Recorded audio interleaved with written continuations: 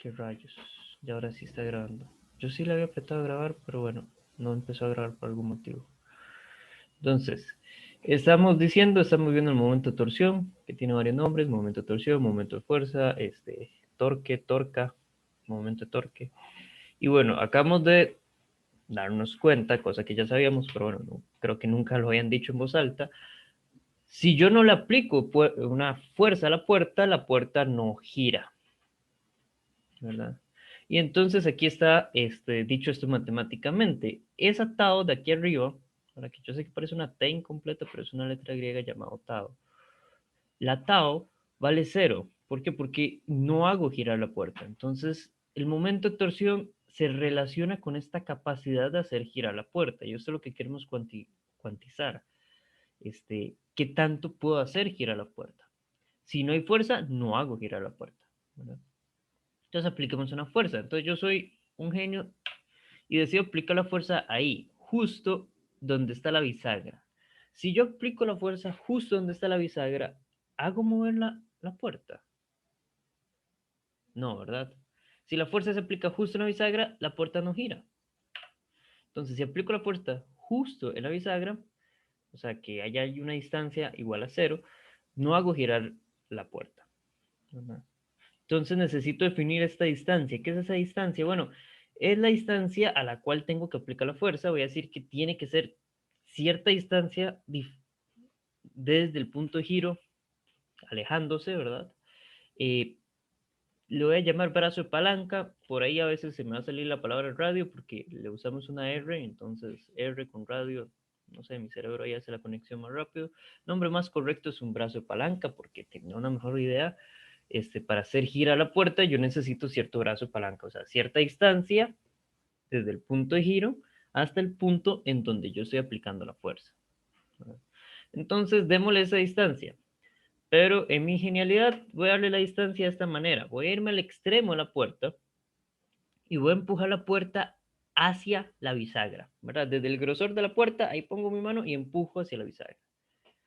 Empujo de manera tal que la puerta no vibre, ¿verdad? Porque si vibra, la vibración, digo, en realidad ahí hay una componente de la fuerza que no va en esta dirección. Yo quiero que toda la fuerza vaya justo así a lo largo, apuntando hacia donde está la bisagra. Eh, ¿Ok? Entonces ahí represento el brazo de palanca y una distancia R desde el punto de giro hasta donde yo estoy aplicando. Es el R más largo que puedo imaginarme para la puerta, es el ancho de la puerta. Y aplico la fuerza hacia la bisagra. Si empujo así la puerta, girará. ¿Qué dicen ustedes? No. Y si en vez de empujar, agarro la puerta así desde el grosor y la jalo, gira.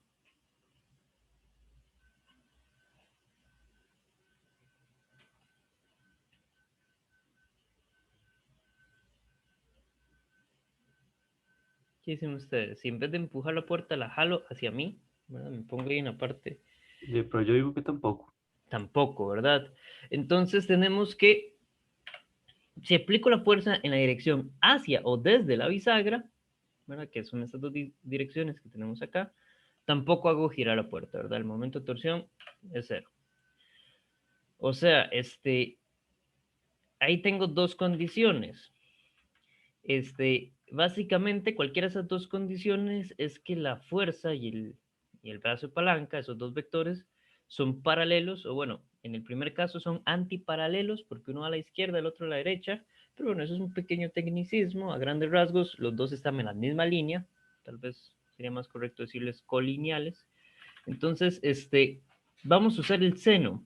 ¿Por qué? Porque yo necesito que haya alguna cantidad que cuando el ángulo entre el brazo de palanca y la fuerza sea 180 o el ángulo entre el brazo de palanca y la fuerza sea cero, cualquiera de esas dos condiciones, yo necesito que haya alguna cantidad que se haga cero. Por dicha, el seno es cero y el seno de 180 vale cero. Entonces, si uso el seno de cero o de 180, desaparece, ¿verdad? Va a desaparecer el momento de torsión, y entonces todo bien. Y simplemente tenemos que definir el ángulo, un ángulo cita, que va a ser el ángulo que hay entre F y R, ¿verdad? Vean que aquí no se tiene que confundir con la dirección de los vectores. Los vectores tienen su dirección, que se puede representar de muchas maneras, pero el ángulo zeta es el ángulo entre los vectores, ¿no? Yo agarro, lo pongo los dos vectores, uno que comienza en el mismo punto y veo cuál es el ángulo entre ellos, ¿verdad? En el primer caso es 180, porque si los pongo los dos en el mismo punto, cada uno jala para su lado. Y en el segundo caso es 0, porque si lo pongo los dos vectores en el mismo punto, que empiecen en el mismo punto, los dos jalan hacia el mismo lado exactamente, entonces el ángulo entre ellos es 0. Entonces tenemos esas tres condiciones. Si no hay fuerza, no hago giro. Si no hay brazo de palanca, no genero un giro. Y si la fuerza y el brazo de palanca son paralelos, tampoco genera un giro. ¿Ok? ¿Qué es un brazo de palanca? El brazo de palanca es esta distancia que estoy definiendo como R, que es la distancia entre el punto de giro y el punto en donde aplico la fuerza. Aquí lo defino. Brazo de palanca es la distancia entre el punto de giro y donde aplico la fuerza. Ok, ¿Ok? ok. Muy bien. Ok. Entonces siempre tenemos que identificar cuál es el punto de giro. Eso es una cuestión importante. ¿Cómo nos damos cuenta cuál es el punto de giro? Bueno, normalmente va a haber una bisagra o hay algún clavito o alguna cosa, o en la mayoría de los ejercicios de física teórica, como es teórica, nos dicen gira alrededor del punto O. Entonces el ejercicio no lo dice, ¿verdad? En la vida real sí hay que tener un poquito más de imaginación y ver dónde está ahí clavado, dónde está fijo, alrededor de qué puede pivotar esa figura. Ahora vamos a un último caso.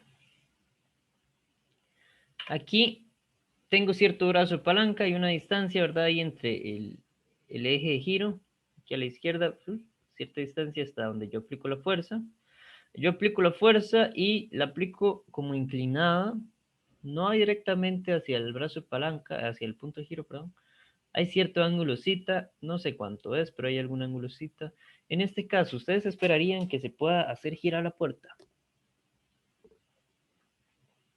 Sí, exacto. Y aquí sí gira la puerta. Entonces mezclemos todo lo que usamos antes. ¿Y cómo calculo entonces ese momento de torsión? Bueno, muy sencillo. Multipliquemos todas las otras cantidades. Porque si el radio es cero, todo esto se hace cero. Si la fuerza es cero, todo esto se hace cero. Si el ángulo es cero o 180, el seno se hace cero y todo esto se hace cero. Entonces así vamos a calcular el momento de torsión. La magnitud del radio por la magnitud de la fuerza por el seno del ángulo entre ellos. No sé si esto...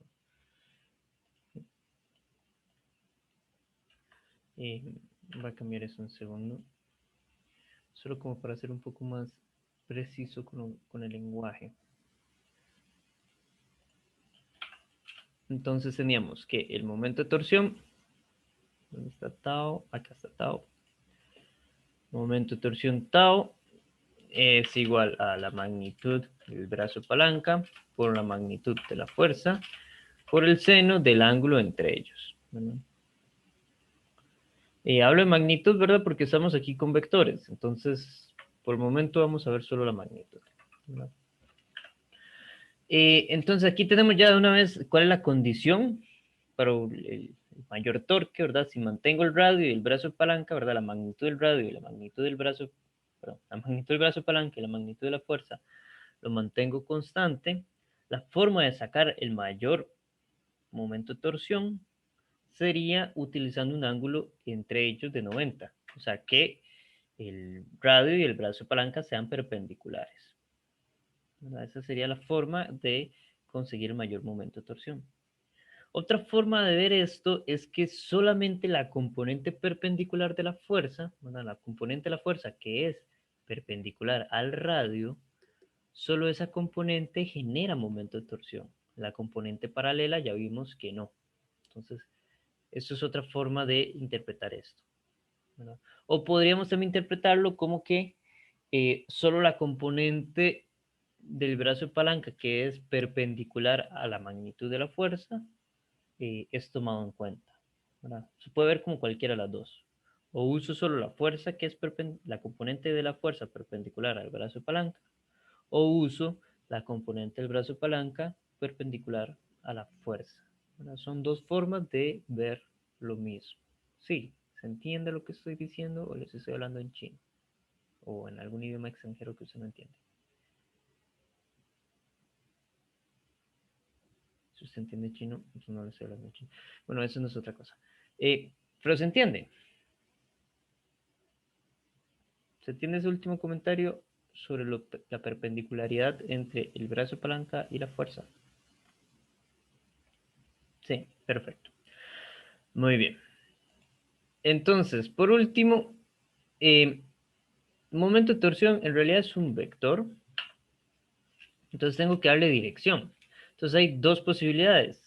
Que sea la dirección con las manecillas del reloj o en contra de las manecillas del reloj, ¿verdad? Y creo que esto, bueno, no sé si ya se los había mencionado antes con el giro.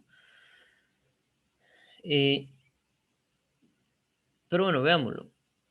Siempre que las cosas giran en el mismo, sí, con la misma dirección con la que giran las agujas del reloj, decimos que ese giro es negativo, que las agujas del reloj giran negativamente. Entonces, si yo veo, aquí estoy en el caso de la izquierda, si yo veo que la fuerza, cuando yo aplico esa fuerza sobre la puerta giraría en la misma dirección que giran las manecillas del reloj, entonces yo digo, ok, ese momento de torsión debido a esa fuerza es negativo porque va a hacer que la puerta gire como girarían las manecillas del reloj.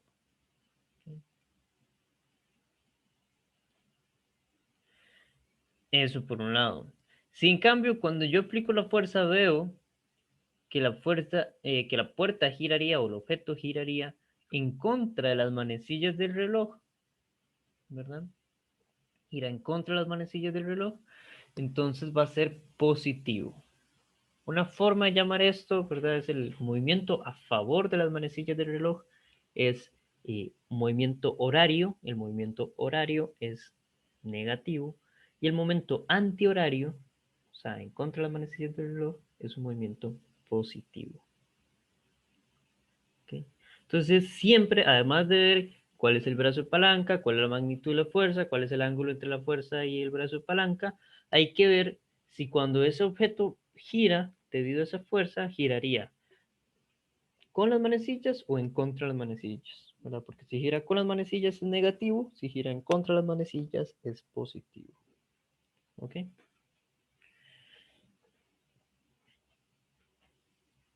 Muy bien. Entonces, eso hay que agregarlo. ¿Ok? Eh, Antes de pasar a la siguiente diapositiva, voy a cambiar de presentación un segundo porque en la primera semana les dije que había un tema ahí que estaba en pausa y que vamos a retomar aquí al final, que no al final, sino más adelante.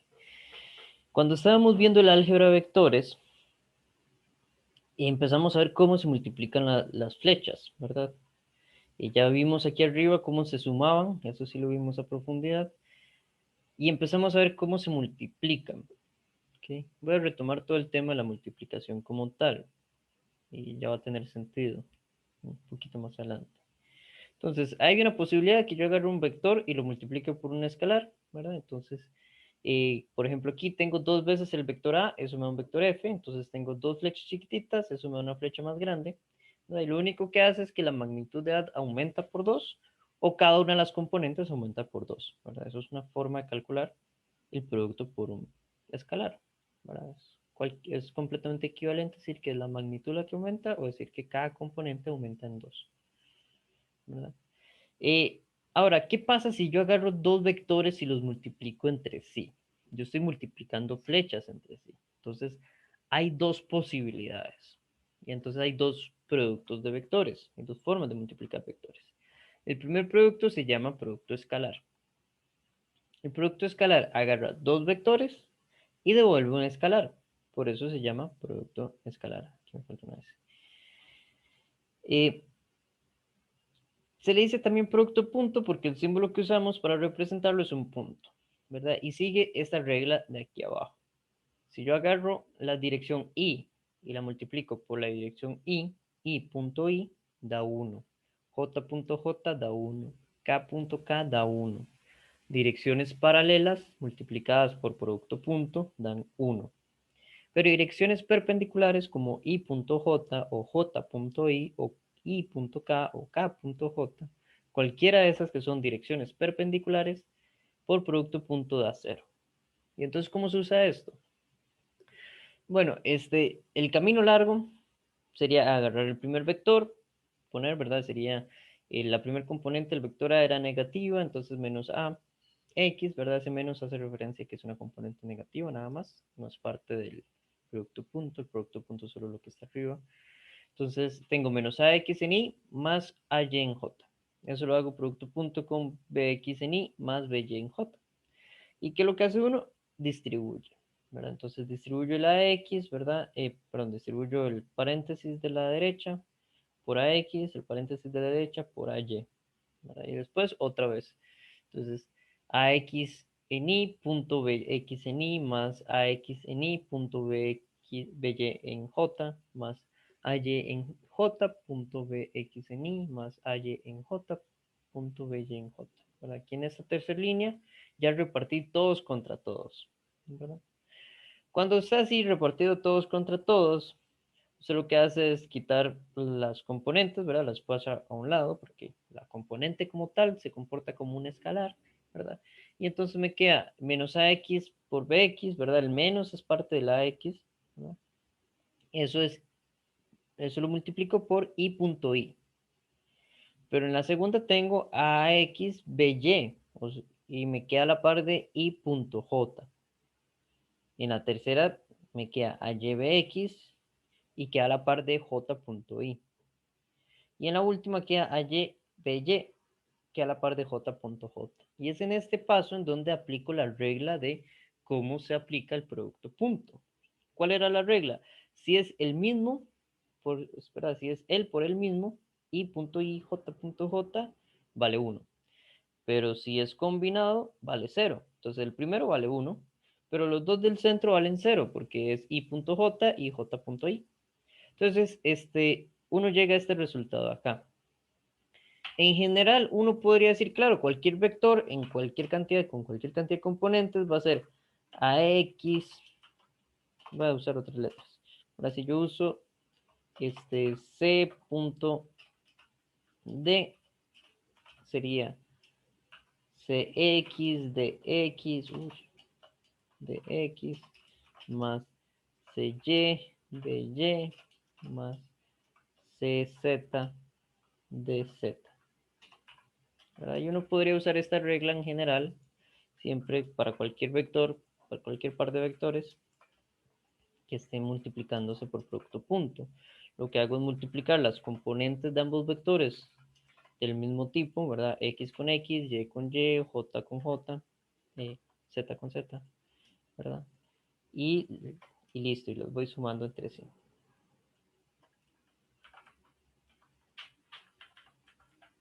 ¿Verdad? Entonces en general tengo esa regla, multiplico los que son del mismo tipo, ¿verdad? Las componentes paralelas entre sí y voy sumando. Una cuestión que es equivalente y que no voy a demostrar por qué, porque eso sería mucho, mucho enredo matemático y no vale la pena para el curso, es que el producto punto también se puede calcular si usted agarra la magnitud de A, la magnitud de B, ¿verdad? Porque tengo A punto B, y lo multiplica por el coseno del ángulo entre ellos, ¿verdad? Esa es otra forma de obtener el producto punto, ¿sí? Pero creo que este sí lo habíamos visto en las primeras clases. Avanzando, tenemos el producto cruz, ¿verdad? Que esta es otra forma de multiplicar vectores. Entonces comienzo con dos vectores, A cruz B, y me da como resultado un vector C, ¿verdad? ¿Cuál es la regla que sigo acá? La regla es muy sencilla. Si estoy multiplicando por producto cruz direcciones paralelas, I cruz I, J cruz J, K cruz K, da 0. Pero si las direcciones que estoy multiplicando son perpendiculares, me da la tercera dirección. O sea, si yo hago I cruz J, me va a dar K, ¿verdad? Porque es la tercera. Ahora, no sé si ustedes se acuerdan que la gente normalmente dice, el orden de los productos no, ¿cómo es? El orden de los factores no altera el producto. ¿Cierto? ¿Lo han escuchado? Bueno, eso es cierto y aplican restricciones. ¿Ok? ¿Por qué? Porque eso no es cierto para las flechas. El orden de las flechas importa. Entonces, y lo mismo si ya llevaron álgebra lineal, ahí se van a dar cuenta que hay para otro montón de cosas que también importa el orden, ¿verdad? Matemáticamente hablando, eso se dice que no conmuta, ¿verdad? Entonces, cuando un matemático dice que algo no conmuta, quiere decir que para ese algo el orden importa, ¿verdad? Si conmuta, quiere decir que no importa el orden, porque usted lo puede cambiar, lo conmuta y sigue dando igual. Pero en este caso el producto cruz no conmuta, o sea, el orden importa. ¿Y cuál es el orden? IJK. Ese es el orden. Ya vamos a ver por qué eso es todo lo que se tiene que aprender del orden. Eh, y no se lo tienen que aprender, ya lo saben, ese es el orden de las letras, IJK. Entonces, ¿cómo uso ese orden? Muy sencillo, sigue dos reglas. Usted empieza con IJK, ¿verdad? Entonces, I cruz J da K. Ahora, si usted le da vuelta a los que se están multiplicando, como el primer caso aquí encerrado en el lado derecho, J cruz I, le di vuelta, ¿verdad? Empecé con IJK, ahora estoy J cruz I, la K cambia de signo. Y eso es lo que pasa cuando yo le cambio el orden. El resultado saca un menos, ¿verdad? Entonces, el orden es IJK, pero si yo cambio los que se multiplican entre sí, J cruz I da menos K. Pero si yo mantengo el orden cambiándolos, ¿y cómo mantengo el orden? Bueno, sería la segunda fila, sí, la segunda fila en la primera columna. Lo que hice fue correr todos un espacio. La I está de primero, pasa a segundo. La J está de segunda, pasa a tercero. La K está de tercera, pasa a primero. ¿Ven? Todos se corrieron un espacio. Si corro todos un espacio, el signo se mantiene. K cruz I da J. Pero volvemos a la segunda columna. Si yo intercambio los que se multiplican, sale un menos. Y cruz K es menos J. Voy a la última fila. Corro todos un espacio. La J está de último, pasa primero. La K está de primera, pasa de segunda. La I está de segunda, pasa de tercera. J cruz K da I. Pero si intercambio los que se multiplican, K cruz J da menos I. Se entiende cómo se manipula el orden para obtener todas las posibles multiplicaciones entre i's, j's y k's.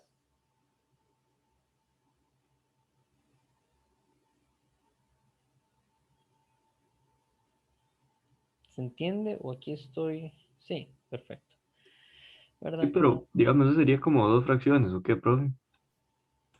Como dos fracciones, no entiendo. Y como cruz, ¿qué quiere decir esa multiplicación? ¿Cómo la haría? Es una cruz, es una multiplicación. Ah, ok, solo multiplicar y ya entre esos dos.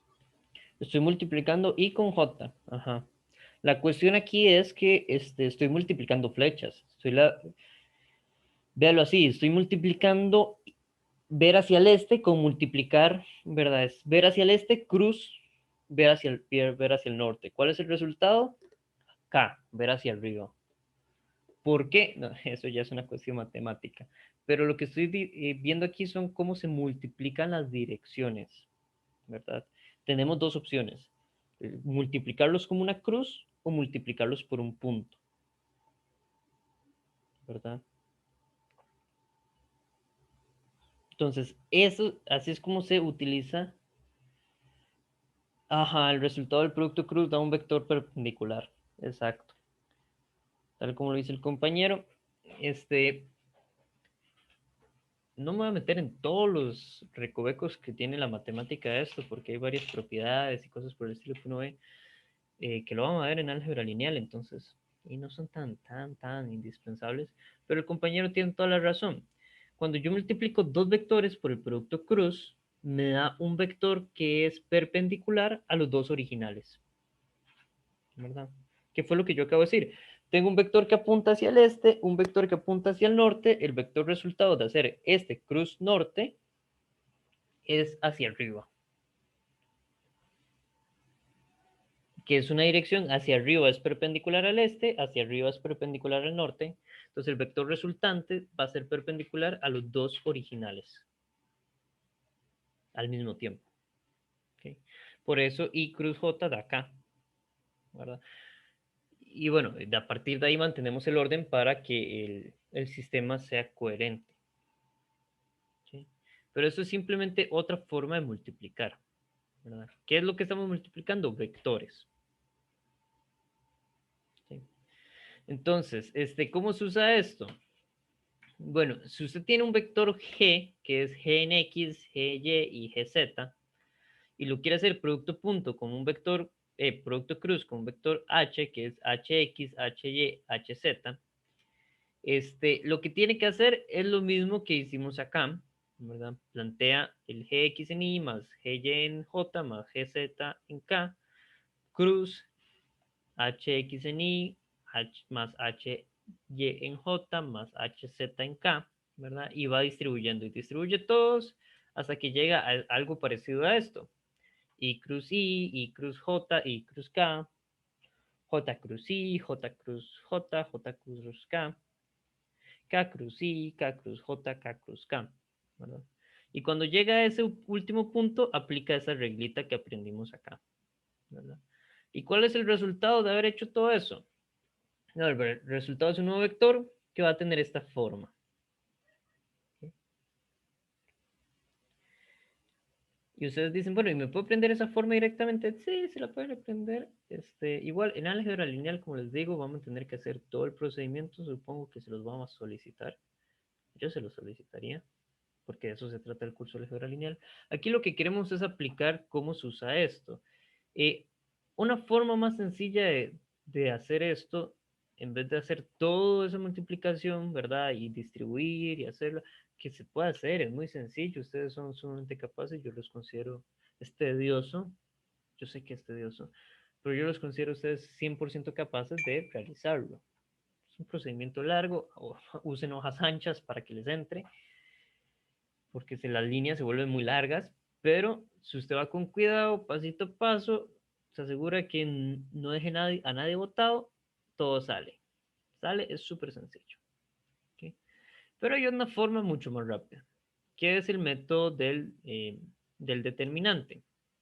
Lo que hacemos es acomodar nuestros vectores en un acomodo de tablita, por así decirlo, en donde tengo filas y columnas.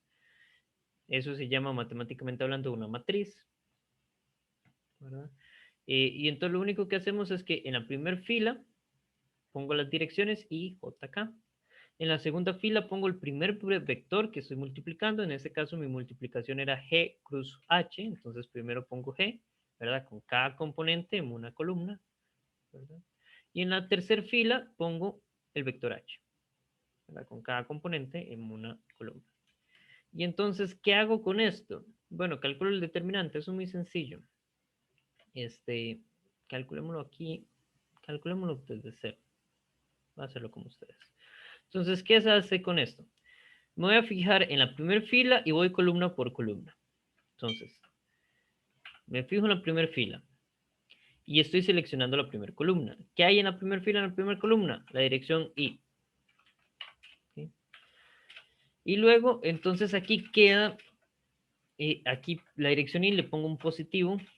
Este positivo, lo voy a poner en azul. Ese positivo es parte de la fórmula, usted lo pone porque lo pone, ¿verdad? Y vean que aquí quedan cuatro cosas que no están siendo seleccionadas. Entonces vamos a hacer otra matriz más pequeña con esas cosas que no están siendo seleccionadas. Es G en Y, GZ y HY, HZ.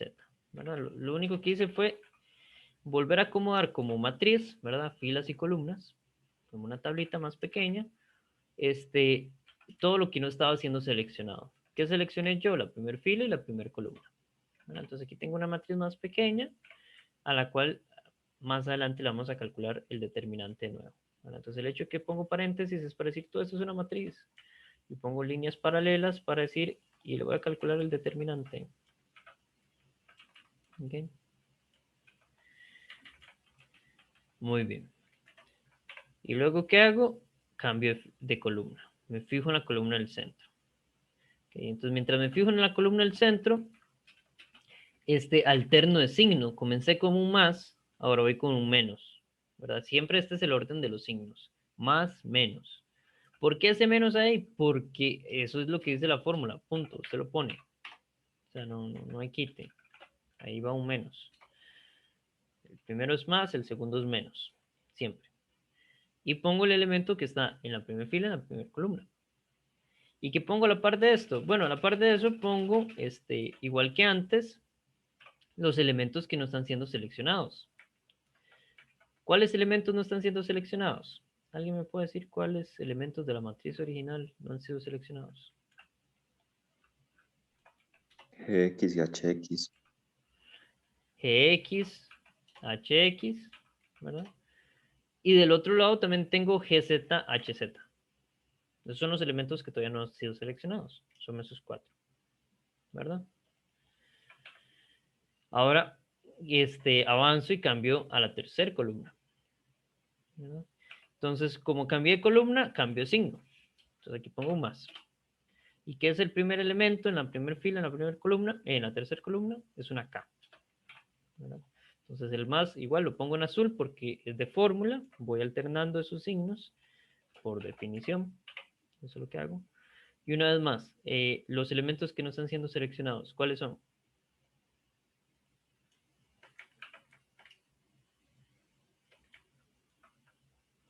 ¿Qué no estoy seleccionando ahí?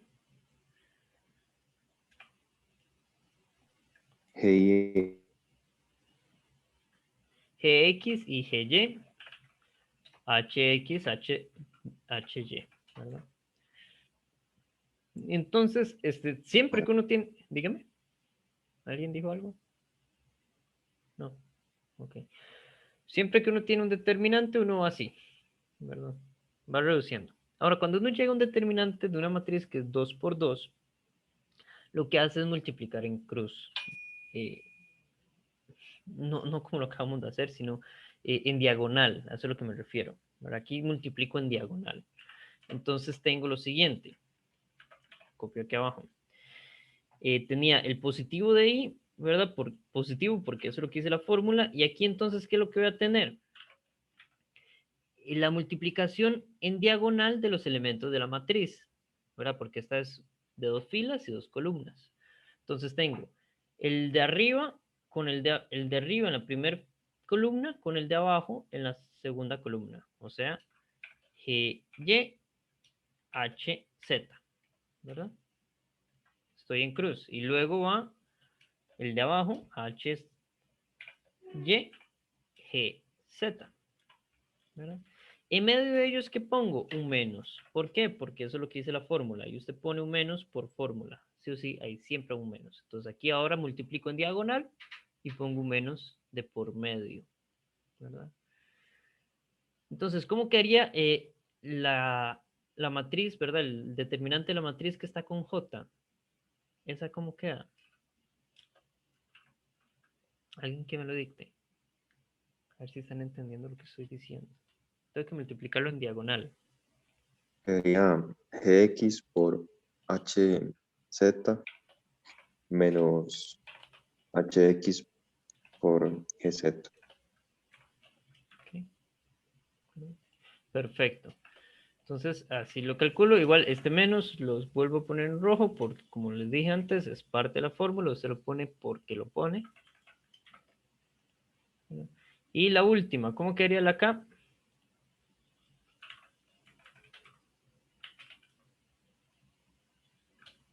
¿Alguien que no sea el mismo compañero? Profe, Dígame. quedaría Gx por Hy menos Hx por Gy. Perfecto. ¿Verdad? Y así usted llegó al resultado del producto cruz entre G y H. ¿Verdad? Y vea que entonces cada uno de estos paréntesis cuadrados son las nuevas componentes. La componente en X, la componente en Y y la componente en K. ¿Verdad? Es otra forma de calcular el producto cruz. Entonces, hay dos formas. La forma bruta, que no es bruta, simplemente es un camino extremadamente largo, en donde usted agarra sus dos vectores, ¿verdad? Usted tiene G cruz H, y entonces dice, claro, el vector G va a ser Gx en la dirección de Y, más Gy en la dirección de J, más Gz en la dirección de K, ¿no? Y eso usted lo está haciendo producto cruz, Hx en la dirección de Y, más Hy en la dirección de J, más Hz en la dirección de K, ¿verdad? Usted hace esto y aquí empieza todos contra todos. Tengo 3 en un paréntesis, usted hace 3 en el otro paréntesis, quedan 9 términos diferentes, ¿verdad? Cuando usted multiplica todos contra todos. Y cada uno de esos términos entonces tienen parejas I, J y K que se está multiplicando, ¿verdad? Entonces usted tiene que venir, agarra la regla de acá, ya está, ¿verdad? Y la aplica la regla. Y usted dice, claro. Entonces, cuando tengo I cruz I da 0, J cruz J da 0. Y bueno, y ahí va poco a poco y lo reduce. ¿Y cuál es el resultado? Bueno, el resultado es exactamente esto mismo que está aquí abajo. Entonces, esto de aquí abajo es otra forma de calcular exactamente lo mismo. Es más, es tanto lo mismo que simplemente voy a hacer lo siguiente. Llega a lo mismo. ¿Okay? Entonces tenemos esos dos posibles caminos. Sí. Okay. Ahora, esto es si uso componentes. Hay una cuestión interesante que yo puedo calcular la magnitud del resultado sin tener que hacer todo esto. Y aquí todo adquiere sentido. Y entonces, si yo tengo un vector A cruz un vector B, que me va a dar un vector C, la magnitud del vector C es igual a la magnitud del vector A por la magnitud del vector B por el seno de zeta. ¿Y cómo rayos la magnitud de esta cosa tan larga y horrible aquí arriba termina siendo esto? Es una pregunta que usted le hace a su profesor de álgebra lineal. Eso es una cuestión matemática. Los matemáticos dicen que es así, yo les creo. Y se puede demostrar, pero no vamos a perder tiempo con eso. ¿Okay? El curso de mate es justamente para hacer eso. Entonces ahí ustedes sí le preguntan a su profesor, profesora, demuéstrelo. Y él lo hace. O debería hacerlo. Ese es un buen profesor. Pero bueno, aquí estamos en física, lo que me interesa es cómo se usa. ¿Y cómo se usa? Bueno, resulta que así se usa. Si tengo la magnitud de A, la magnitud de B y el ángulo entre ellos, hago magnitud de A por magnitud de B por el seno del ángulo entre ellos. Eso me da la magnitud del vector resultante. Pero ya yo sé que el vector resultante va a ser perpendicular a A y B. Entonces ya yo sé cuál es la dirección que sea perpendicular. Cuando los vectores tienen 3 componentes, ¿verdad? X, Y, Z, es un poco difícil ver cuál es la dirección perpendicular a esos dos vectores originales, ¿verdad? O hay que tener mucha imaginación o qué sé yo, pero es un poquillo más difícil. Pero resulta que si mis vectores solo tienen componentes en X y en Y, ¿en qué dirección va el resultado de multiplicar esos dos vectores?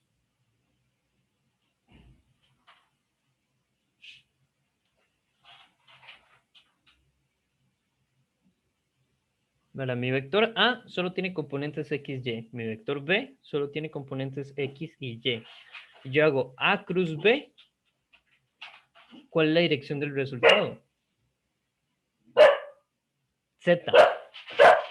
Un segundo.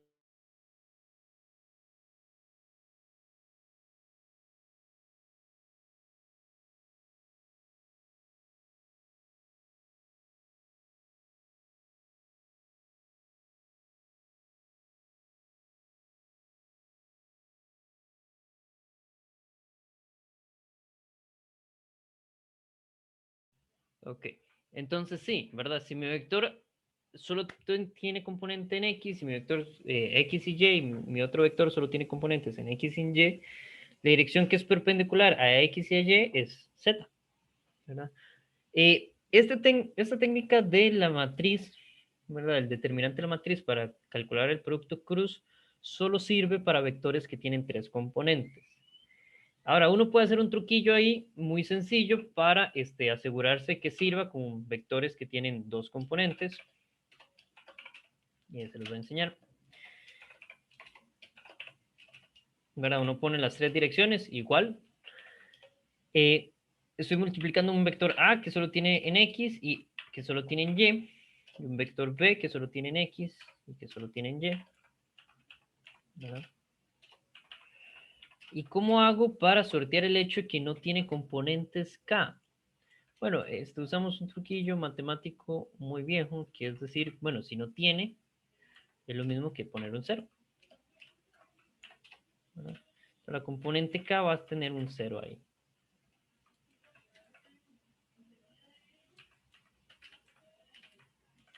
¿Verdad?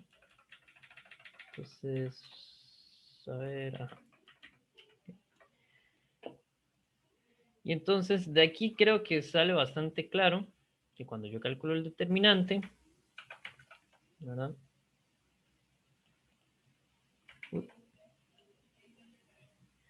Entonces con el determinante nos íbamos fijando en cada fila y en cada columna, ¿verdad? Entonces, en segundo.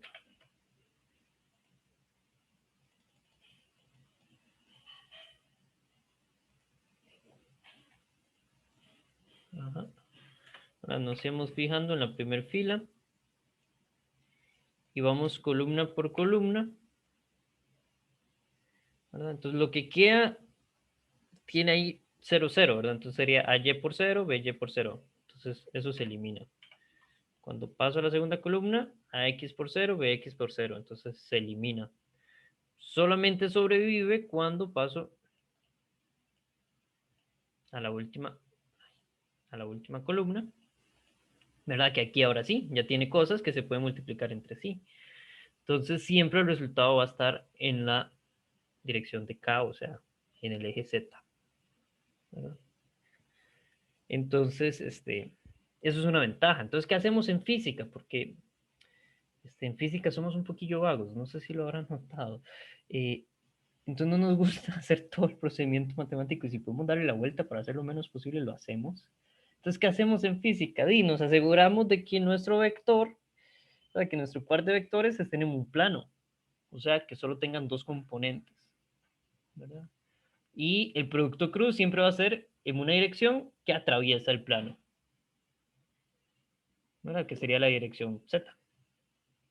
A mi plano, es como imagínense, siempre le damos vuelta a la pantalla. Imagínense que siempre lo que hacemos en física es que agarramos la pantalla o el papel, le damos vuelta en el espacio hasta que los 2 vectores queden ahí sobre la pantalla o sobre el papel. Y ahora sí, ¿cuál es la dirección resultante? Bueno, el producto cruz me da una dirección que atraviesa la pantalla o el papel, ¿verdad? De forma perpendicular. Y así nos ahorramos parte del trabajo.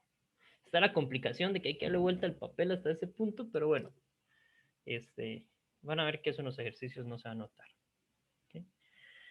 Pero bueno, ese es el producto cruz. ¿Alguna idea de por qué estoy usando o por qué estamos viendo producto cruz en este momento? ¿Hay algo aquí en la pantalla en este momento con respecto al cálculo del producto cruz que les parezca parecido a algo que hayamos estado haciendo antes de ver esto? Lo de las puertas, que una era como así, que algunas iban como perpendiculares. Así. ¿Verdad? Voy a volver aquí a la otra diapositiva, a la otra presentación. Un segundo. Bueno, en realidad voy a devolver para el resto de la clase. Habíamos llegado a esta fórmula, ¿verdad? Teníamos que el brazo de palanca es un vector, la fuerza es otro vector, y lo multiplico por el seno del ángulo entre ellos. Y después le dimos al momento de torsión una dirección, o sea que aquí arriba yo lo que estoy calculando es la magnitud del momento de torsión, porque es otro vector. ¿A qué se parece esto?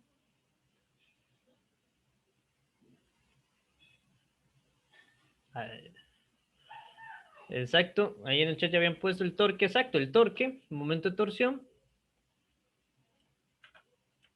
es el resultado en realidad, ustedes ya son estudiantes avanzados, entonces pueden ver este tipo de cosas, es el resultado de un producto cruz.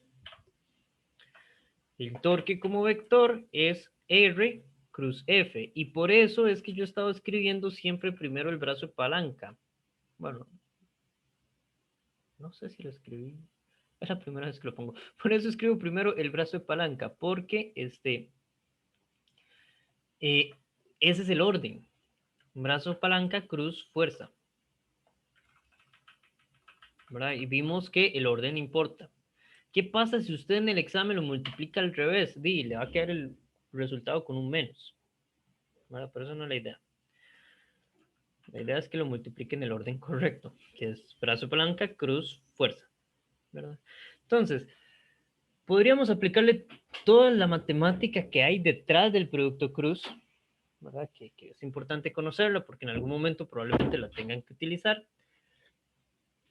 Pero con esas tres cosillas que tenemos aquí, calculando la magnitud del momento de torsión y sabiendo lo del eje, que la dirección va, que el momento de torsión va en una dirección perpendicular a ambas a la vez, y tengo que en el movimiento horario es negativo, movimiento antihorario es positivo, ya con eso le damos vuelta a todo. Que lo único que tenemos que asegurarnos que el brazo de palanca y la fuerza son coplanares, o sea que están en el mismo plano. Es lo único que tenemos que asegurarnos. Pero bueno, si no están en el mismo plano y tienen tres componentes, ya saben cómo calcularlo. Profe, el ángulo no siempre es de 90, ¿verdad? ¿No? O sea, ok. El ángulo puede, o sea, el ángulo de 90 me da el mayor momento de torsión. Pero bueno, y aquí también surge aquella idea, el producto cruz solamente, en el producto cruz solamente sobreviven las componentes perpendiculares, ¿verdad? Que ya habíamos visto desde antes que podíamos ver el momento de torsión como la magnitud del brazo de palanca por la componente perpendicular de la fuerza o la componente perpendicular del brazo de palanca por la magnitud de la fuerza, ¿verdad? También son otras formas de calcular el momento de torsión tomando algunos atajos que nos ayudan a sortear la matemática. Sí. Okay. Entonces, eso es el momento de torsión. Entonces, voy a quitar esta definición porque aprendí una que me gusta más, como se dice. ¿Qué es el momento de torsión? Entonces, el momento de torsión lo que me dice es la capacidad que tiene una fuerza para generar un giro. ¿Verdad? Que tiene una fuerza que aquí estoy tomando en cuenta, considerando dónde aplica, cómo aplica, sobre el objeto. ¿Verdad? Porque si yo cambio la forma en como la fuerza está aplicando en el objeto, cambia la capacidad que tiene para hacer un momento de torsión. O sea, los mismos 10 newtons aplicados a la puerta sobre las bisagras no hacen girar la puerta, pero si me alejo de la bisagra, es más fácil hacer girar la puerta con los mismos 10 newtons. Entonces cambio la capacidad de esa fuerza de generar ese giro. Entonces, aquí lo que tengo son los pasos que hay que seguir cuando uno tiene un ejercicio de este tipo. ¿Cuál es el paso número 1? Siempre usted tiene que identificar cuál es el punto de pivote o el punto de giro o el eje alrededor del cual se gira.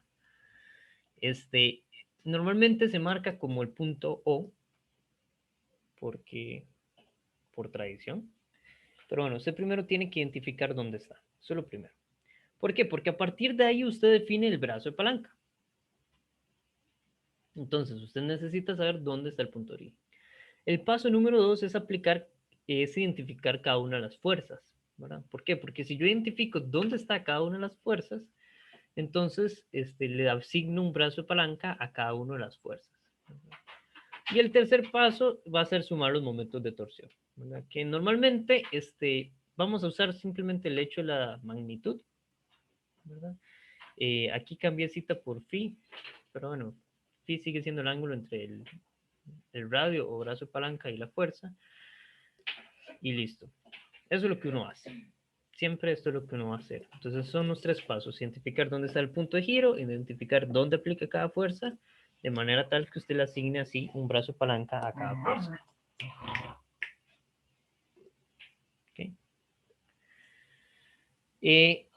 Y en cuanto a unidades, nos podemos imaginar, lo que tengo es un brazo de palanca, que es una distancia, o sea, una longitud, y una fuerza, que es una fuerza.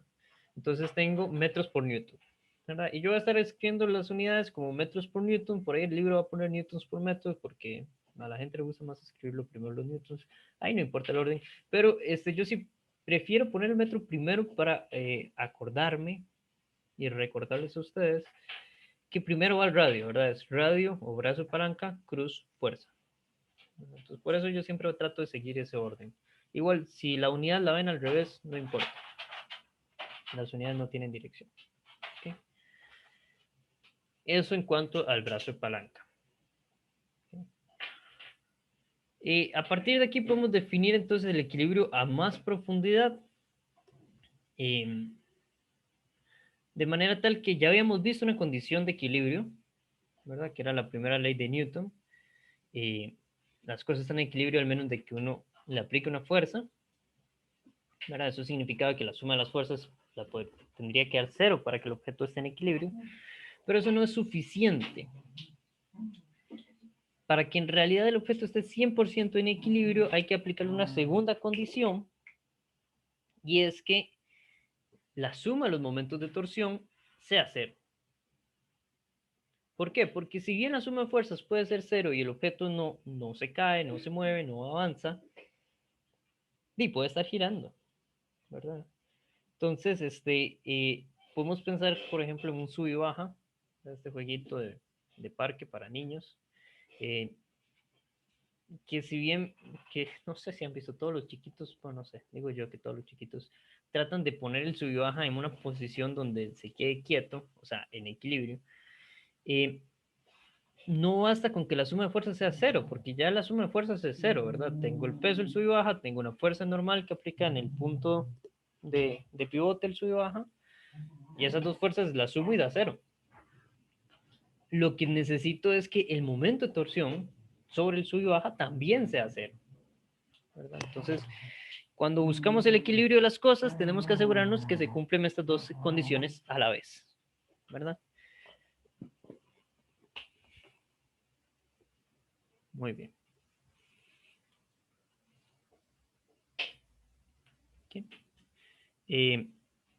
Y bueno, aquí yo lo digo muy rápido, pero se van a dar cuenta que sobre esto hay muchos ejemplos. Y de hecho, básicamente del capítulo, creo que este es del 12, creo que solamente se ve esto, la condición de equilibrio. Y eso, aquí lo veo muy rápido, pero créame, hay todo un mundo de ejercicios a partir de esto. ¿Sí? Pero antes de entrar en ese mundo de ejercicios, primero necesitamos una cantidad llamada centro de masa. Para pasar a esa cantidad, quiero primero saber si alguno sabe qué es un promedio ponderado. ¿Tienen experiencia de qué es un promedio ponderado?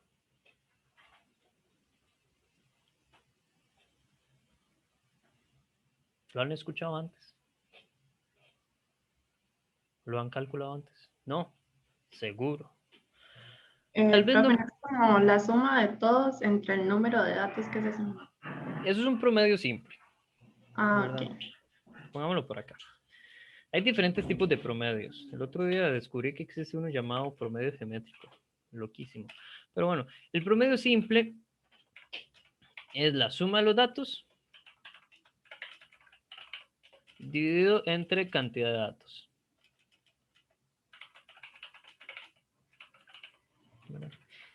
Es el promedio simple. También se le llama promedio aritmético.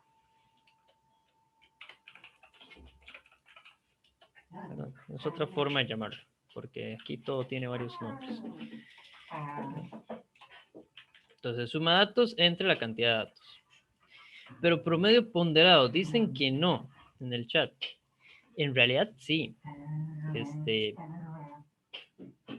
Todos tienen experiencia de lo que es la nota, ¿cierto? ¿Cómo se calcula la nota?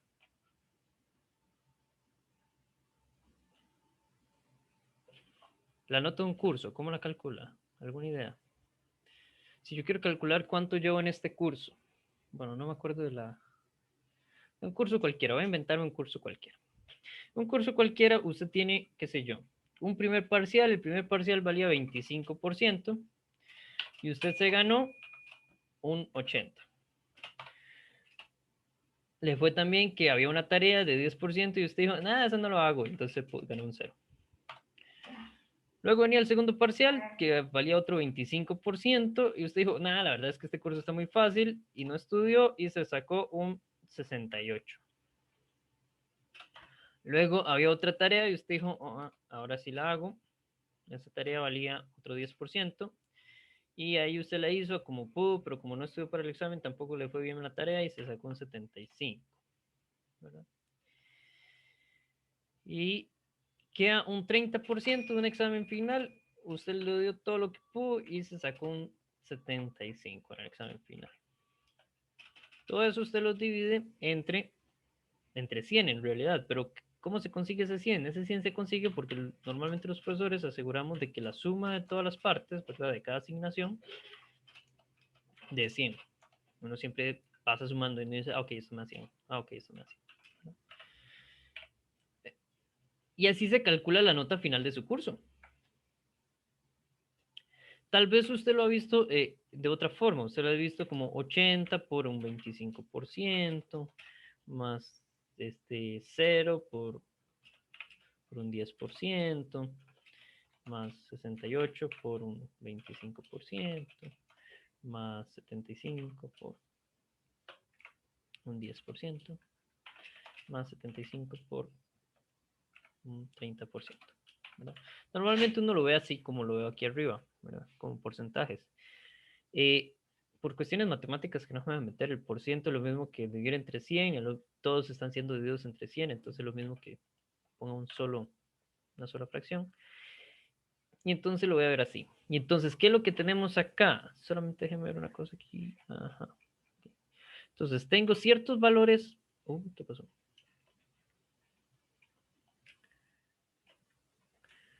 Tengo ciertos valores que son las notas, ¿verdad? El 80 es una nota, voy a ponerla en azul. El 0 es una nota, lo estoy poniendo en azul. 68, ¿verdad? Tengo las notas y lo que yo estoy promediando son las notas, ¿verdad? Yo estoy promediando las notas, pero la estoy promediando de manera ponderada. O sea, a cada nota le doy una importancia. El primer examen tenía un 25% de importancia, el segundo examen tenía un 10% de importancia, el tercer examen, la primera tarea un 10%. El segundo examen un 25, la segunda tarea un 10, el examen final un 30, ¿verdad? Y eso lo divido entre la suma de las importancias, ¿verdad? Entonces, eso es un promedio ponderado. Entonces aquí estoy promediando la nota.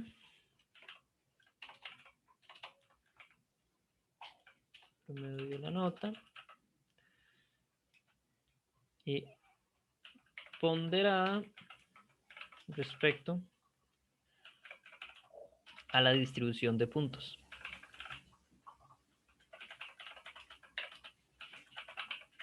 O sea, la distribución de puntos o de porcentaje, tal vez vamos aquí porcentaje.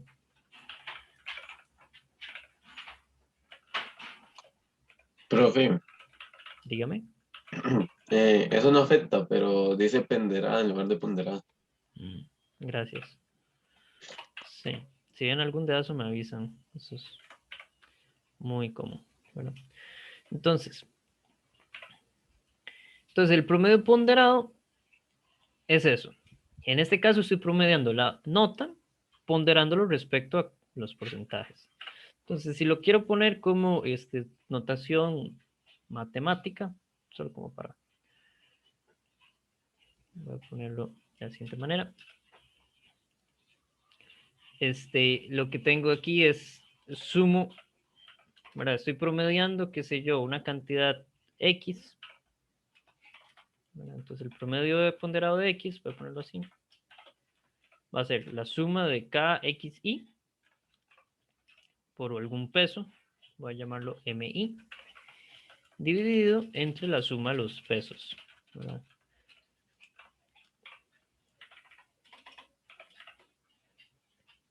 Esa es la forma de ponerlo simbólicamente. ¿Verdad? Entonces, cada X es lo que estoy promediando, lo que puse en azul arriba. Cada peso M es lo que puse en rojo arriba, ¿verdad? Eso es un promedio ponderado, ¿verdad?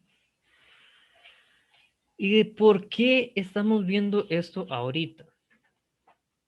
Okay. Bueno, resulta que para poder seguir con el tema del equilibrio necesitamos un concepto adicional que es el centro de gravedad, que se relaciona con el centro de masa. Y vamos a ver varias cosas aquí al mismo tiempo. Primero que nada, el centro de gravedad lo andamos buscando porque es un punto dentro del objeto donde podríamos analizar que ahí aplicase todo el peso del objeto. ¿Por qué? Bueno, porque es una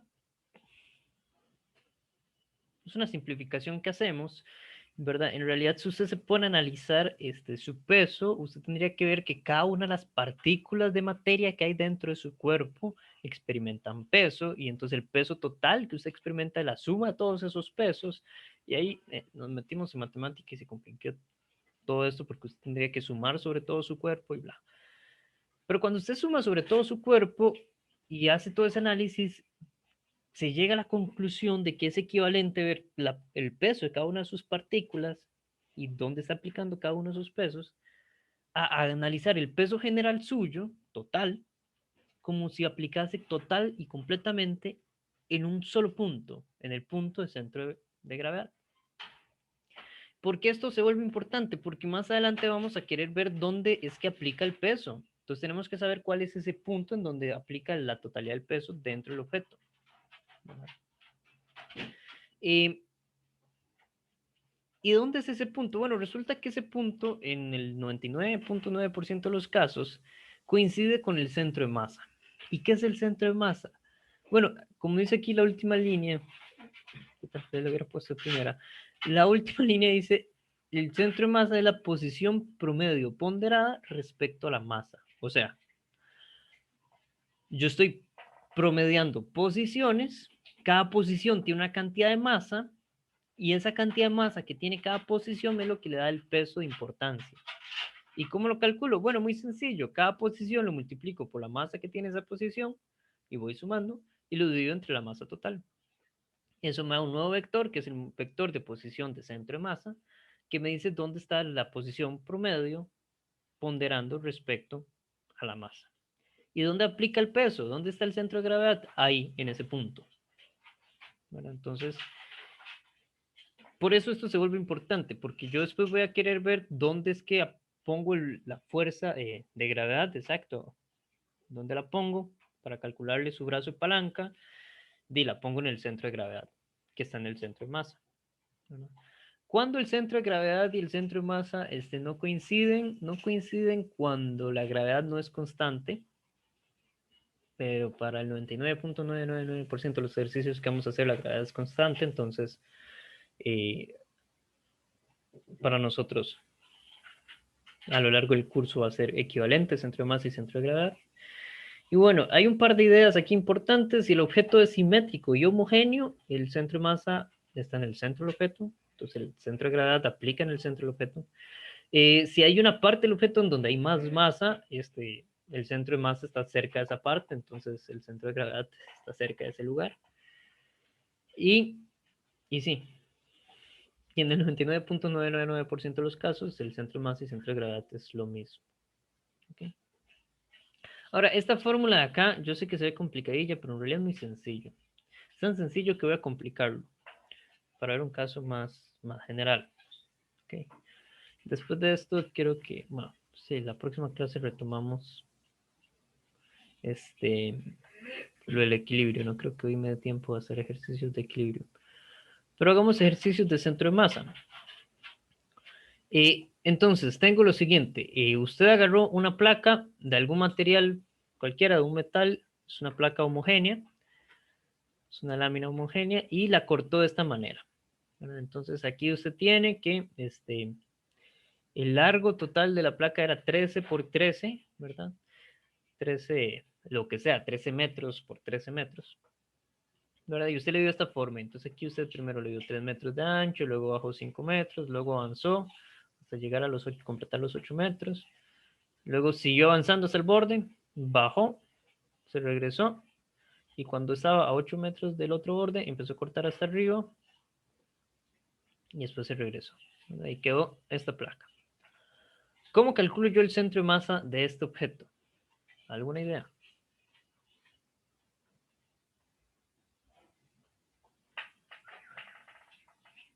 Este es el ejemplo más complicado que me pude imaginar para esto. Aquí es el chat.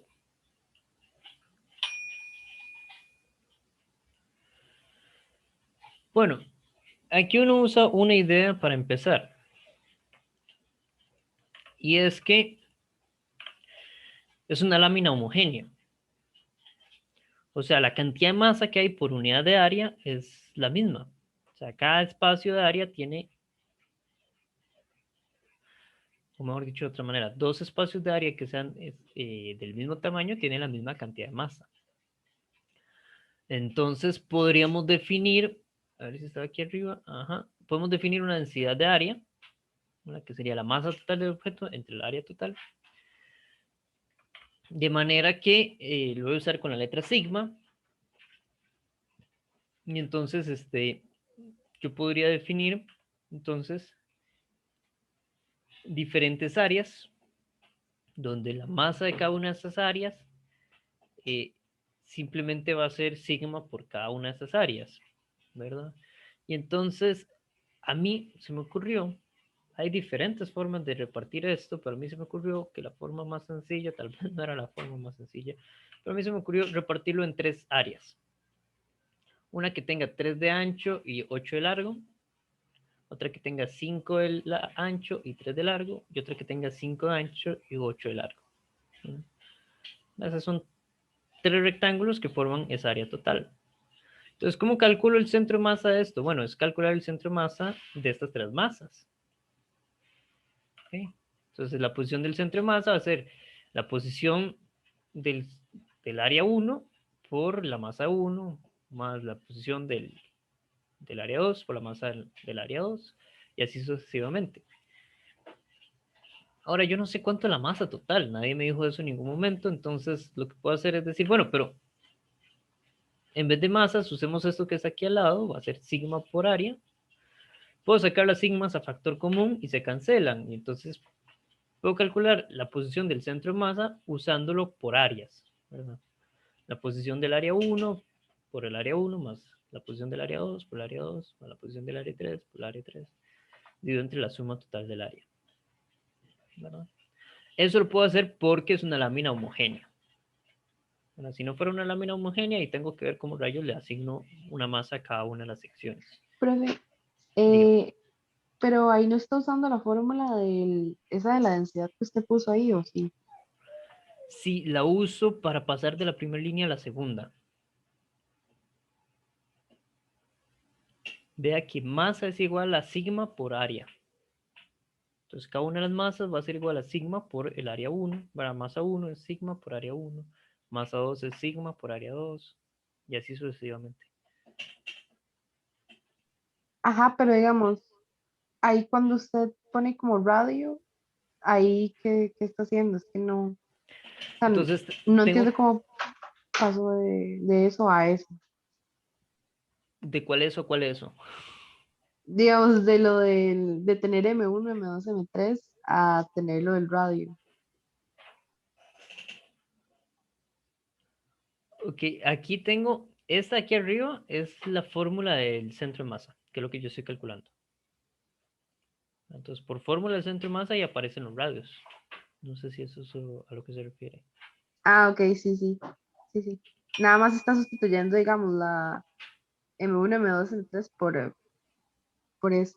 Sí, sí, ya entendí, ya entendí. Exacto, Ah, exacto. Sí, en la fórmula de centro de masa solo sustituyo lo que tenía aquí, la densidad de área, ¿verdad? Entonces, ¿qué es lo que queda? Lo que queda sería calcular dónde está el centro de cada una de esas áreas,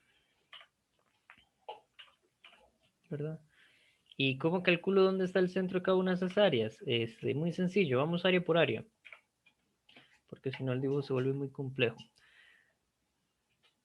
Entonces, el R1 va a ser el centro del área 1. ¿Por qué? Porque el área 1 es una área simétrica y homogénea. Entonces, yo lo que tengo que hacer es poder identificar dónde queda el centro del área 1. Entonces, voy a poner dos diagonales en el área 1 y el centro va a estar ahí.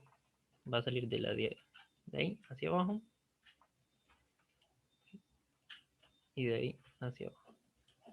Ahí. ¿Qué fue lo que hice aquí? Lo que hice fue poner un eje de coordenadas de manera tal que todas las distancias se definen a partir del punto, ¿verdad? De la esquina inferior izquierda, ¿verdad? Y tomando en cuenta las diferentes distancias que me decían, ahí puse diferentes puntos de referencia. Ahora, yo quiero saber cuánto sería las componentes de esa posición 1, ¿verdad? ¿Cuánto sería en Y?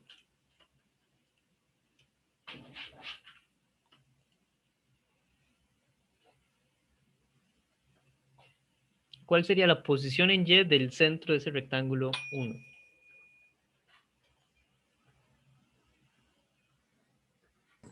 9, profe.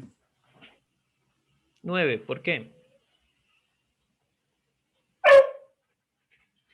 Porque sube, digamos, los 5 del espacio vacío y luego le suma la mitad de 8, digamos que está bien. Exacto. El rectángulo tiene un alto de 8, la mitad de 8 es 4, y entonces los primeros 5 más 4 llega hasta 9. ¿Y el X cuánto haría?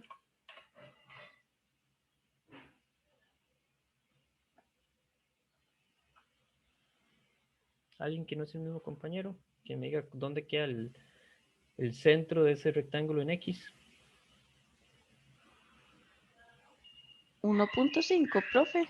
Exacto, en 1.5, ¿verdad? Porque tengo que ese rectángulo tiene un ancho de 3, está justo contra el borde, entonces en X vale 1.5.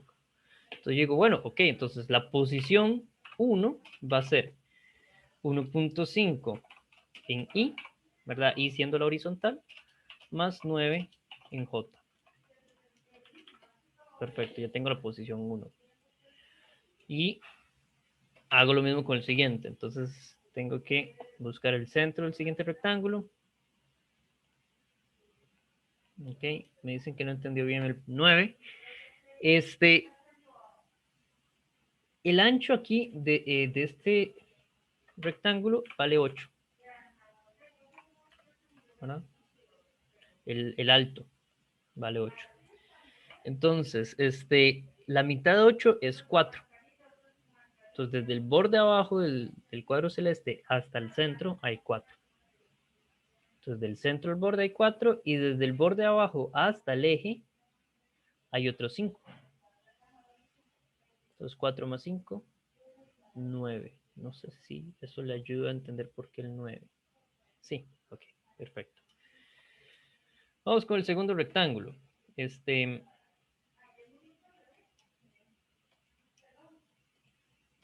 A ver. Okay. Entonces, ¿cuánto quedaría el Y del segundo rectángulo?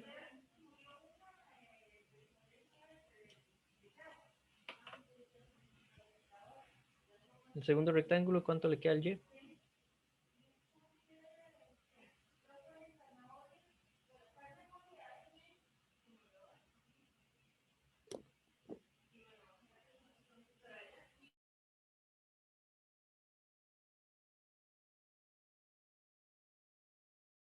Seguimos la misma lógica de antes. ¿Cuánto es el alto de este segundo rectángulo?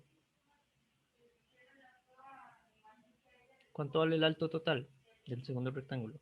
3. 3. Entonces, ¿cuánto es la mitad de 3? Pues serían 6,5, ¿no? Serían 6,5. La mitad de 3 es 1.5. Entonces, del centro hasta el borde inferior hay 1.5 y desde el borde inferior hasta el eje hay otros 5. 1.5 más 5 son 6.5. Perfecto. ¿Cuánto vale el X del segundo rectángulo?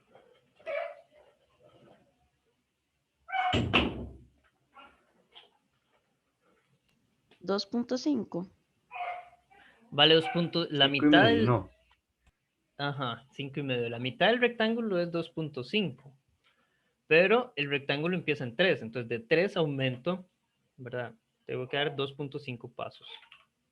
Que sería entonces en total 2.5 más 3, 5.5. Sí, ¿se entendió? Es 5.5 en la dirección de Y más 6.5 en la dirección de J.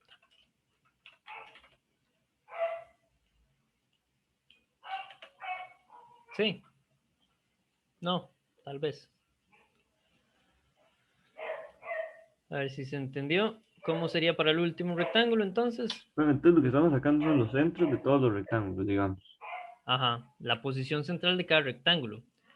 Porque eso es lo que tengo en la fórmula de aquí arriba. La fórmula aquí arriba digo, ok, tengo la posición del centro del rectángulo 1 por el área del rectángulo 1, más la posición del centro del rectángulo 2 por el área del rectángulo 2, más la posición del centro del rectángulo 3 por el área del rectángulo 3 entre el área total. Eso es lo que me dice la fórmula. ¿Verdad? Y yo sé que la posición del centro, porque en cada rectángulo, como es una lámina homogénea, cada rectángulo, el centro de masa para cada rectángulo es el centro de cada rectángulo. Por eso busco el centro de cada rectángulo. ¿Okay? Vamos con el área 3. ¿Cuánto sería el Y del área 3? 4. 4, perfecto, eso estaba fácil, ¿verdad? ¿Y el X?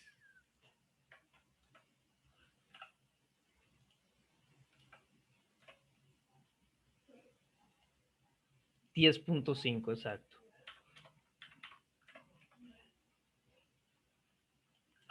Entonces el R3 va a ser 10.5 en la dirección de Y más 4 en la dirección de J. Perfecto. Entonces voy a juntar todo aquí en un solo lugar. Espera, voy a copiarlo. Tengo el R1, el R2 y el R3. Entonces el área 1, ya sé que el área 1 era 3 por 5. El área 2 es 5 por 3. Y el área 3 es 8 por 5. Bueno, entonces tengo todo aquí, toda la información en un solo punto. Ya podemos olvidarnos un momento de los dibujos. Y vamos, bueno, entonces, ¿cómo calculo? Yo sé que la fórmula arriba tenía X, pero ¿cómo se usa la fórmula arriba? En realidad, como toda fórmula vectorial, lo que hacemos es hacer la misma fórmula para X y la misma fórmula para Y. ¿Por qué? Porque son vectores y yo no quiero estar poniendo I, J ahí a todo rato, ¿verdad? Como les dije antes, uno en física se vuelve medio vago. Entonces, hago lo de X por un lado, hago lo de Y por el otro y listo. Calculo las dos componentes. Entonces, es muy sencillo. Ya aquí lo tengo, no vamos a escribir todo. Entonces, X1, 1.5. Por el área 1, 3 por 8. Ay, sí, esto era un 8. Era 8 en alto. Más el X2, 5.5. Por el área, que es 5 por 3. Más. Ya sale igual, no importa. X3 es 10.5 más el área, por el área, que es 5 por 8. Dividido entre la suma de las áreas.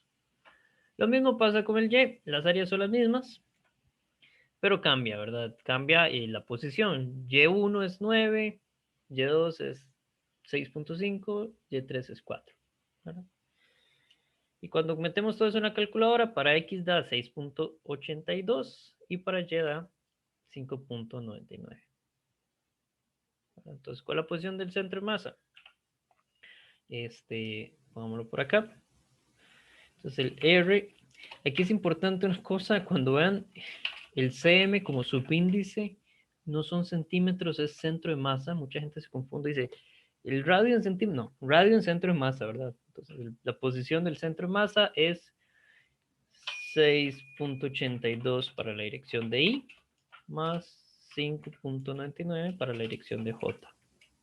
¿Verdad? En las unidades que estaba medida la longitud al inicio. Ok. ¿Dudas?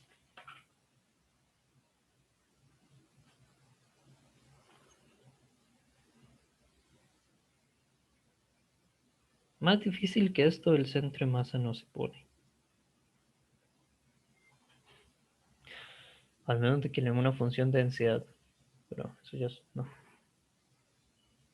No, mencionémoslo nada más. Pero, ¿dudas con esto que hicimos para el centro de masa?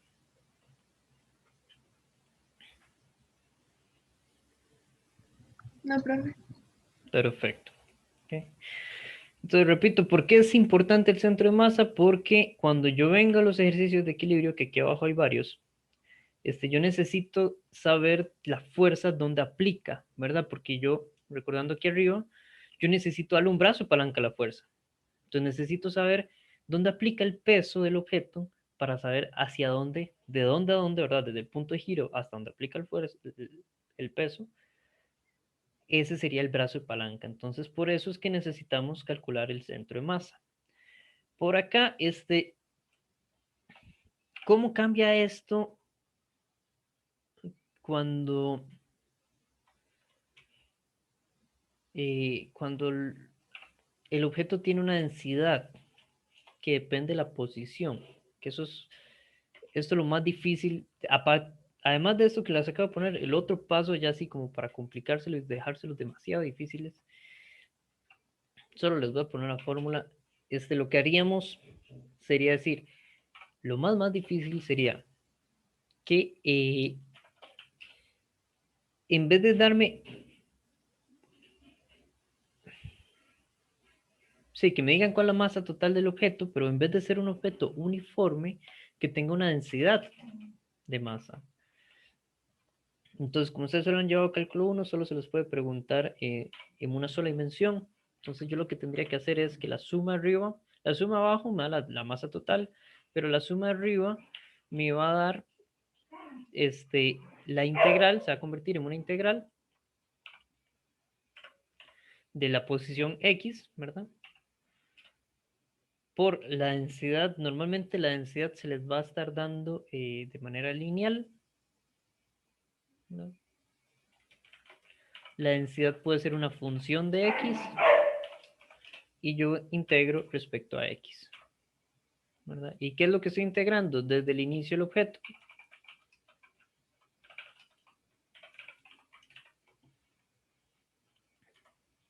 Hasta el final del objeto.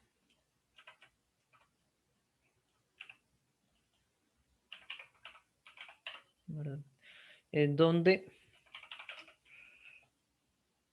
lambda de X, ¿verdad? Es una función en la densidad lineal del material, ¿verdad? Esto ya es así, que el profesor que mandó el ejercicio se voló y todos los demás estuvieron de acuerdo. Lo más complicado. ¿Okay? ¿Qué es lo que estoy haciendo aquí? Lo que sucede es que arriba la suma con respecto a la masa se convierte en una integral respecto a la masa. Bueno, el primer X es el X de la posición y luego tengo la densidad. ¿Verdad? Recordemos que en general cualquier densidad es masa entre área o masa entre posición o masa entre volumen. En este caso es una densidad lineal, entonces sería masa entre largo y listo. ¿Verdad? Profe, Entonces, dígame. otro pedacito ahí en densidad. Gracias. Y también aquí me faltó la fracción. Pero como les digo, más difícil que esto no se pone. Ok, entonces tenemos esas dos opciones. O es un objeto que lo tengo que dividir en secciones, que las secciones son sencillas de identificar dónde está el centro de cada una de esas secciones. O me dan una densidad, una función de densidad, y tengo que integrar esa función a lo largo del objeto. ¿Verdad? Integro desde donde empieza el objeto hasta donde termina. ¿Verdad? Son esas dos opciones. Esta es un poquillo más complicada, pero es posible. Y tampoco es nada del otro mundo. Sí. ¿Dudas con el centro de masa? Ven que el centro de masa puede ser un ejercicio por sí solo.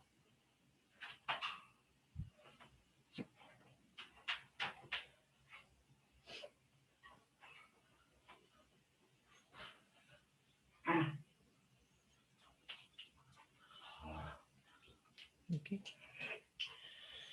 Entonces, yo sé que les di mucha teoría desde el inicio.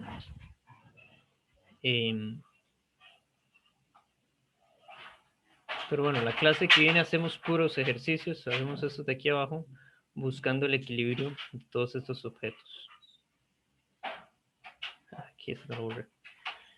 ¿Dudas? Profe, ¿podría poner como la parte donde sale la teoría del centro de masa, porfa? Sí, ahí. Ok.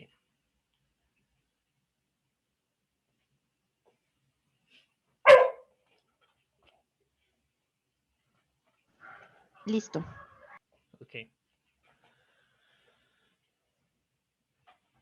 Estamos, entonces. No voy a iniciar un ejercicio porque va a durar demasiado. Bueno, sí voy a hacer un ejercicio. Dame un segundo para ponerlo. Es un ejercicio muy sencillo, muy sencillo, que lo podemos hacer en un par de minutos.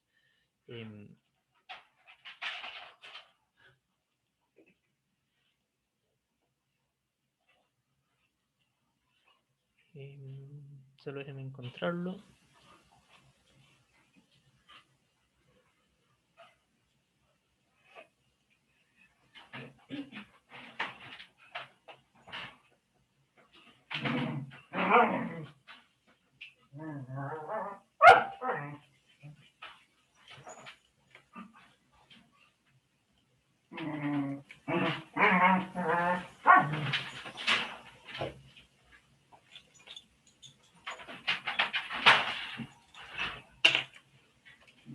Ok, aquí lo tengo.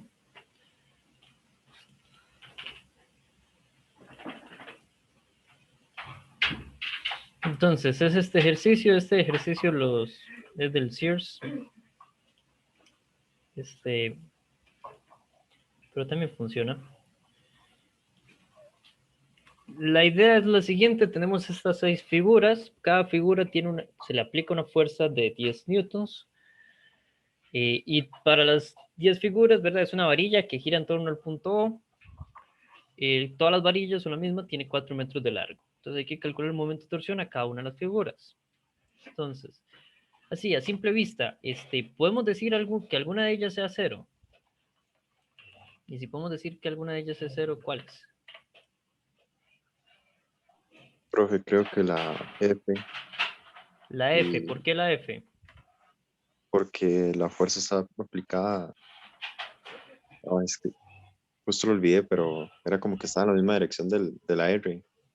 Exacto, la Bueno, F aquí es paralela al radio, entonces es cero, ¿verdad? Aquí podemos decir de una vez, momento de torsión, ¿dónde está? Acá. Momento de torsión es cero,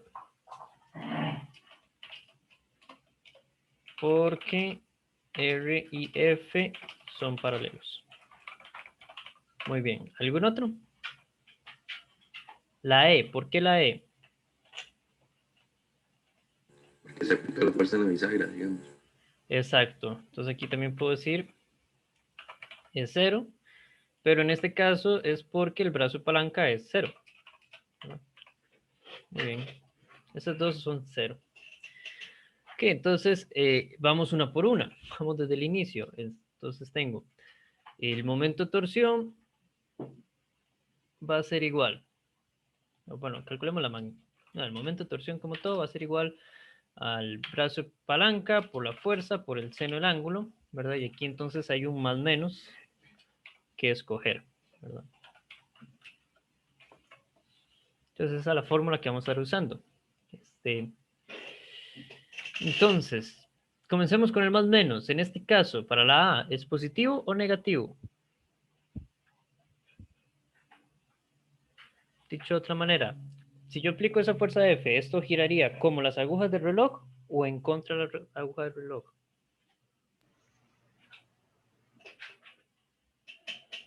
Alguien abrió el micrófono, pero no escuché nada. En contra, no. En contra, exacto. ¿Y en contra era positivo o negativo? Positivo, exacto. Perfecto. Entonces este primero es positivo. ¿Cuánto vale el brazo de palanca en este caso?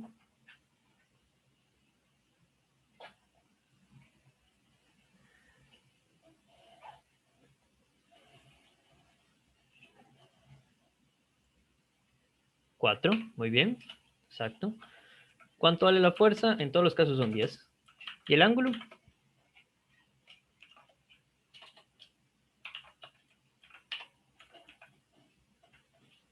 $90. Perfecto. ¿Cuánto les da el momento de torsión entonces?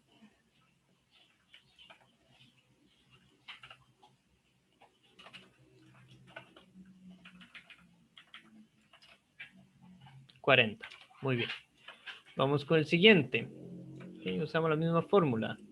En este caso, ¿es positivo o negativo?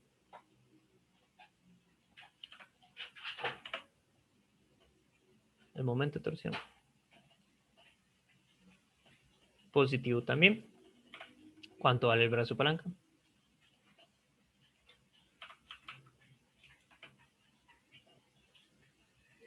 ¿Alguien que nos da el mismo? Bueno, ya pusieron 4. 4 igual. La fuerza vale 10, ese sí se los puedo estar diciendo. ¿Y el ángulo? 120. 120. Exacto. ¿Cuánto les da?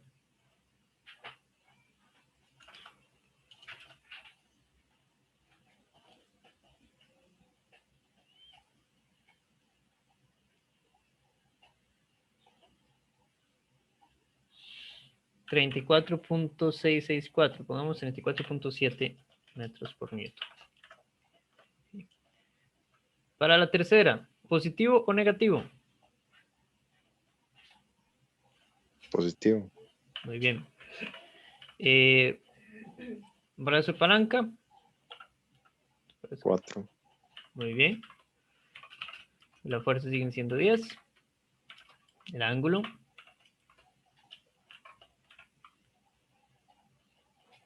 30. ¿Y cuánto les da?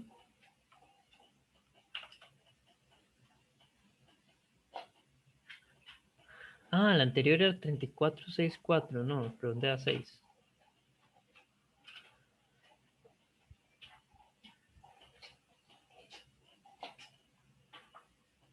¿Y esta cuánto les da? 20. Perfecto. 20 metros por newton. Ok, y la última. ¿Positivo o negativo?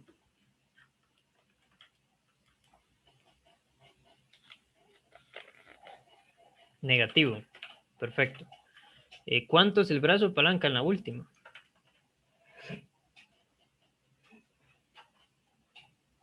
2 metros, ¿verdad? Porque si la orilla son 4 y yo me vuelvo 2, estoy a 2 del otro extremo, ¿verdad? La fuerza siguen siendo 10 newtons. ¿Y el ángulo?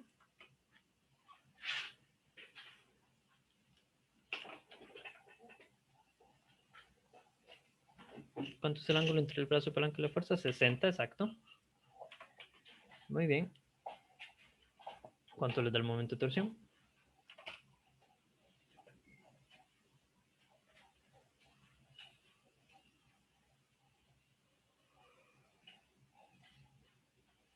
$17.3. Okay. Metros por newton. Perfecto. Okay. Y como lo esperábamos, el mayor iba a ser el A, porque es el único que tiene un ángulo de 90 y es el que tiene el brazo de palanca más largo. ¿Verdad? Muy bien. ¿Dudas de cómo se calcula el brazo, el momento de torsión o el centro de masa?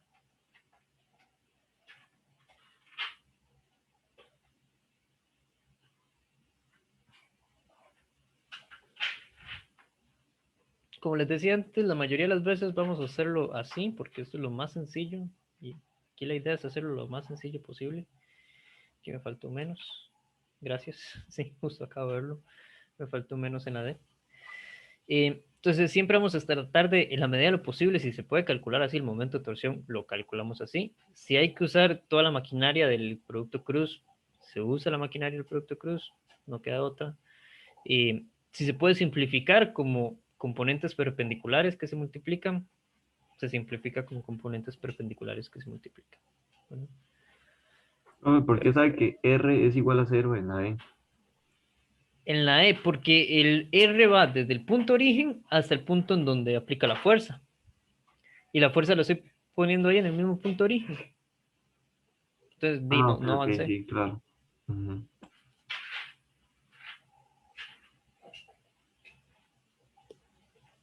Ok.